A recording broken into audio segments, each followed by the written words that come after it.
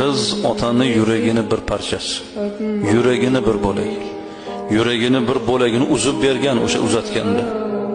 Mana shunday tasavvur qilishimiz kerak. Alloh taolo Qur'oni Karimda marhamat qiladi.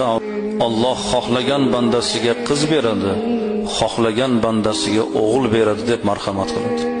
Qur'onning hikmati shuki, qaysi ne'mat e'tiborliroq bo'lsa, o'sha ne'mat birinchi o'rinda zikr qilinadi.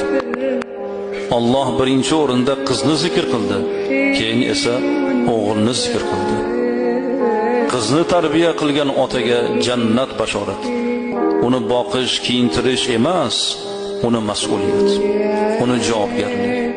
Yuragini bir tomoni shu qizda bo'lib turadi. Qiz otani yuragini bir parchasi, yuragini bir bo'lak, yuragini bir bo'lagini uzib bergan o'sha uzatganda. Mana shunday tasavvur qilishimiz kerak. Alloh taolo Qur'oni Karimda marhamat qiladi. Alloh xohlagan bandasiga qiz beradi, xohlagan bandasiga o'g'il beradi deb marhamat qiladi.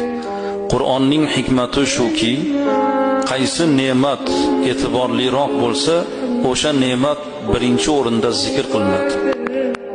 Alloh birinchi o'rinda qizni zikr qildi, keyin esa o'g'ilni zikr qildi.